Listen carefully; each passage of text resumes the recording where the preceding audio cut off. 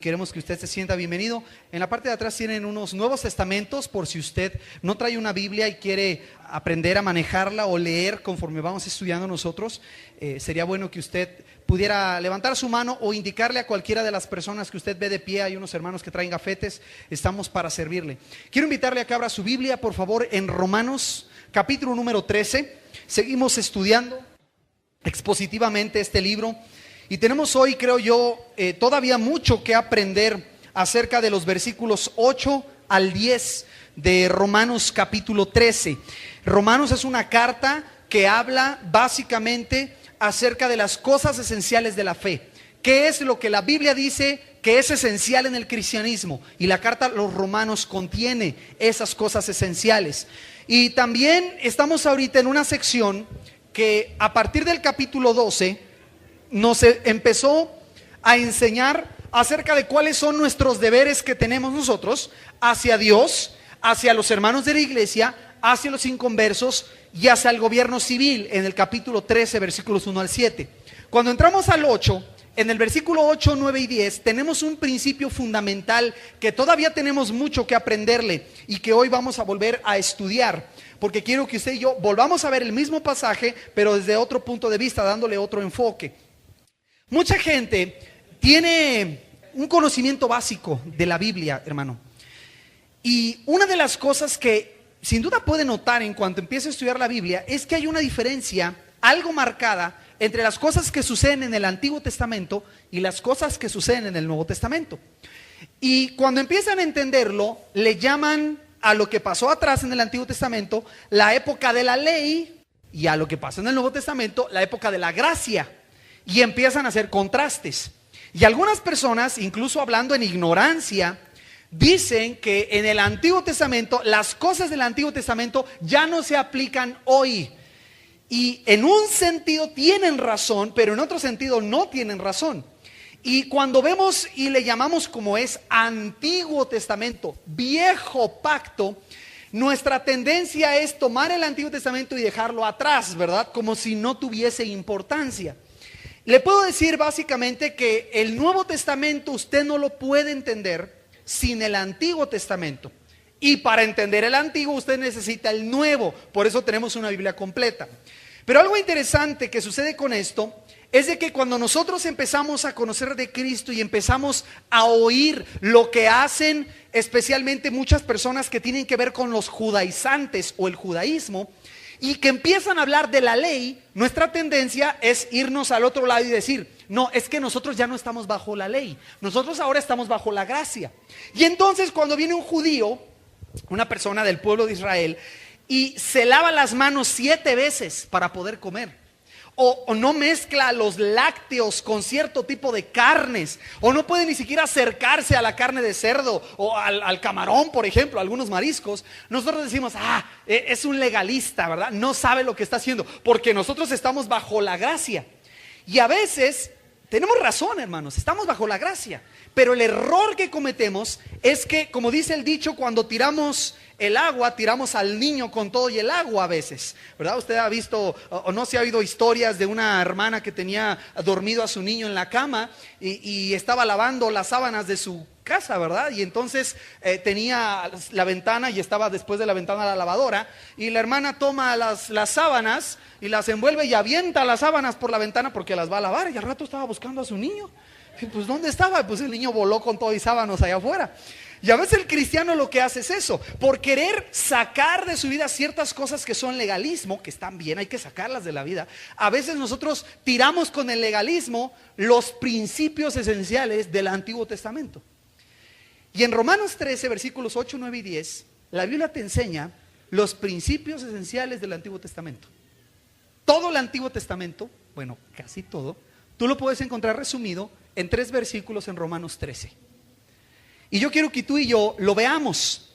Y es bueno que contestemos la pregunta si todavía se vale, se debe cumplir, cuenta la ley.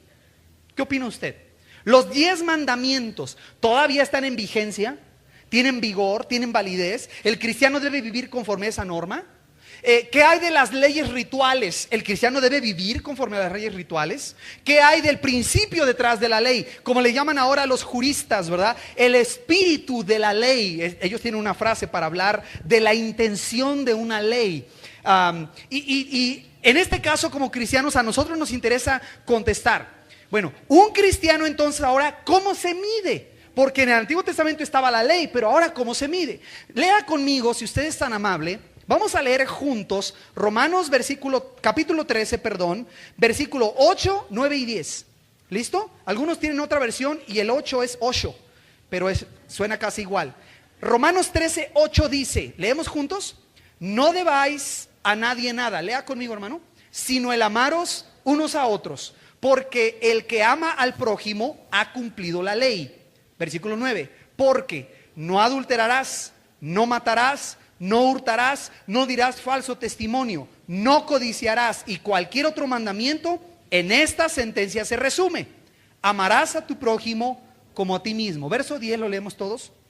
El amor no hace mal al prójimo, así que el cumplimiento de la ley es el amor. Bueno, aquí tenemos entonces algo interesante. Ya le expliqué que hay cristianos que dicen, como nosotros vivimos en el tiempo de la gracia, ya no tenemos que cumplir muchas cosas. Somos libres, dicen. Estamos bajo la gracia, somos libres. Antes era la ley, ahora es la gracia. Antes era la ira de Dios, ahora es la misericordia. Antes era el poder y el temor de Dios, ahora es el amor. Y ya le expliqué, tienen cierta razón, pero el problema es que olvidan muchas cosas que son más esenciales en este proceso. Déjeme explicarle, para empezar, ¿qué es lo que dice Jesús acerca de esta relación entre el cristiano del Nuevo Testamento y la ley del Antiguo? ¿Qué dice Jesús? Vaya conmigo poniendo su separador en Romanos 13. Acompáñame al Evangelio de Mateo, por favor. Capítulo 5. Mateo 5, verso 17. Si usted va a aplicar en su célula esta parte de la introducción, déla muy rápido y concéntrese en la otra parte que viene adelante. ¿Ok? Pero en Mateo 5, 17, ¿ya lo tiene? Dice la Biblia de esta manera, Jesús hablando y dice: no penséis que he venido para abrogar la ley o los profetas. No he venido para abrogar, sino para cumplir. Entonces, pregunta número 1. Cuando viene Jesús, ¿anula la ley? ¿La abroga, la quita? ¿La cambia? No. Entonces, ¿cómo está el asunto? ¿Entonces los cristianos tenemos que lavarnos las manos 7 veces? ¿Entonces los cristianos no podemos tocar mujer en ciertos periodos del mes? Entonces, ¿los cristianos no debemos de mezclar ciertas carnes con ciertos lácteos? No. Entonces, ¿a qué se refiere? Dice Jesús, yo no he venido a abrogar la ley, he venido a cumplir la ley. Pero aquí le voy a dar, en un resumen, qué es lo que el cristiano vive en estos días. Pedro dice que nosotros somos libres, ¿ok? Le voy a leer 1 de Pedro 2:16, no lo busque, solo escúchelo. Pedro está diciendo, nosotros estamos como libres, pero no como los que tienen la libertad como pretexto para hacer lo malo, sino como siervos de Dios. Entonces, para que usted me entienda, los cristianos no estamos bajo la ley en el sentido de todos sus preceptos y detalles, pero sí estamos bajo la ley en el sentido del principio de santidad que esa ley exigía. ¿Ok? Entonces, yo ya no debo cuidarme de qué como, porque Jesús dijo que no es lo que entra lo que contamina al hombre, sino lo que sale de la boca, porque ¿de dónde sale? Del corazón. Entonces, estamos bajo la ley en el sentido del principio de la ley, no de los preceptos. Por eso los cristianos no tenemos problema en comer lo que sea, ¿verdad? Y a veces cosas raras. Comemos de todo, ¿verdad? No es un asunto religioso mantenerse de no comer, evitar no comer carne en la época de la Pascua, como enseña la religión católico romana. El cristiano no tiene ese problema. ¿Por qué? Porque el espíritu de la ley, ¿cuál es? La santidad. Entonces, más importante que guardes tu corazón a que te guardes de comer carne. Si guardas tu corazón, come lo que tú quieras, hermano. Come lo que quieras, pero si tienes problemas en tu corazón, dejar de comer carne no te va a ayudar, ¿verdad? Una dieta vegetariana no cambia el corazón. Así que ni ninguna otra dieta, ¿verdad? Así que esa es la idea. Entonces, para ponerle en una cápsula, le voy a dar 2 o 3 citas. Santiago 1, aparece una frase que explica cómo los cristianos vivimos el día de hoy. Santiago 1:25, por favor. Ese sí le pido que lo busque. Usted tenía abierta su Biblia en Mateo quizás. Pase su separador de Romanos, váyase todavía más adelante y llegue, si es tan amable, a el libro de Santiago. Está después de Hebreos. Ayúdense a encontrar las citas, por favor. Si usted ve a alguien por ahí con un condorito en la Biblia, quíteselo y encuéntrele, por favor, el libro de Santiago. Si es tan amable. ¿Ya lo tiene? Santiago 1. Ok. Santiago 1 está escrito a cristianos, con un origen judío, pero son cristianos. Y vea por favor lo que dice Santiago capítulo 1, versículo 25. ¿Ya lo tiene? Dice: mas el que mira atentamente en la perfecta ley. ¿Se fija cómo la llama? La perfecta ley. Y luego, ¿qué le dice? La de la libertad, y persevera en ella, no siendo oidor olvidadizo, sino hacedor de la obra, este será bienaventurado en lo que hace. Pero te fijas cómo le llama a Santiago la perfecta ley, y dice que es una ley de la libertad. Ahora, ¿no te suena raro? Para el mundo de hoy es una contradicción hablar de ley y libertad, ¿sí o no? La gente no lo entiende. Si tú le dices a un muchacho: a ver, te voy a mandar a una isla desierta donde no hay leyes, va a decir: uy, al fin libre. Pero no sabe que está todavía bajo la ley de sí mismo. La libertad como tal no puede existir sin leyes. Eso es libertinaje, eso es anarquía y no está en la Biblia. Pero fíjate qué interesante. Dice la Biblia, nosotros debemos de mirar en la ley perfecta. ¿Cómo se llama esa ley? La de la libertad. Capítulo 2, ahí mismo en Santiago, versículo número 8. Capítulo 2, verso 8 de Santiago. Dice: mas el que mira, si en verdad cumplís la ley real. Fíjate otro nombre que le da Santiago. Conforme a la escritura, ¿cuál es la ley real? Amarás a tu prójimo como a ti mismo, bien hacéis. Capítulo 2, verso 12. Así hablad y así haced, como los que habéis de ser juzgados por la ley de la libertad. Mira qué curioso. Entonces, ¿los cristianos estamos bajo una ley? Sí, a esa ley se le llama la ley real, se le llama la ley perfecta, se le llama la ley de la libertad. Pero no significa que cuando tú viniste a Cristo, no hombre, se acabaron las reglas. No, hermano, hay reglas, hay una ley que cumplir. Y la Biblia en el Nuevo Testamento la llama perfecta, la llama real en el sentido no real de verdadero, sino en el sentido real de regio, de un rey. Es la ley real, la ley de la libertad. Y le da otros nombres. En en capítulo 8 de Romanos, donde tienes tu separador, en lugar del 13, muévete al capítulo 8 para que veas qué otro nombre se le da. Quiero que lo vea conmigo, por favor. Romanos 8:2. ¿Cómo se le llama a la ley bajo la que el cristiano está hoy?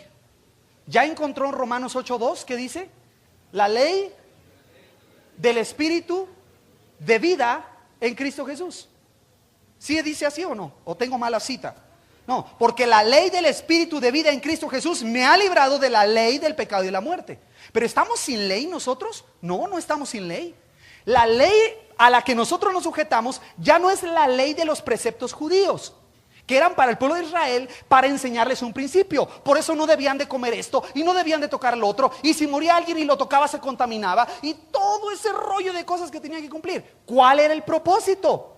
Era enseñarles a amar al Señor sobre todas las cosas y amar a su prójimo como a sí mismos. Pero entonces la Biblia viene en el Nuevo Testamento y me dice: mira, cuando tú te conviertes a Cristo ya no estás sujeto a esa ley. Entonces ¿puedo hacer lo que quiera? No, estás bajo otra ley que se llama la ley del Espíritu de vida, la ley de la libertad, la ley real. Y Gálatas la llama la ley de Cristo. Escuche este texto, Gálatas capítulo 5, verso 14. No lo busque, solo escúchelo. Gálatas 5:14 dice: porque toda la ley en esta sola palabra se cumple: amarás a tu prójimo como a ti mismo. Gálatas capítulo 6, verso 2 dice: sobrellevad los unos las cargas de los otros y cumplid así la ley de Cristo. Pablo dice en Corintios: a los que están sin ley, yo me he hecho como si estuviera sin ley. Pero explica, no estando sin ley, sino bajo la ley de Cristo para ganar a los que están sin ley. Así que mira, el hecho de que tú y yo vivamos bajo la gracia no anula los principios que encontramos en la ley. ¿Capta la idea? El asunto son los principios que encontramos en la ley. Entonces, primer punto: sí vivimos bajo la gracia, pero no vivimos sin ley. Hay una ley a la cual nos sujetamos. y según la Biblia se le llama real, la ley del Espíritu. Esa ley se resume en una palabra muy sencilla. Hay dos frases. Una, amarás al Señor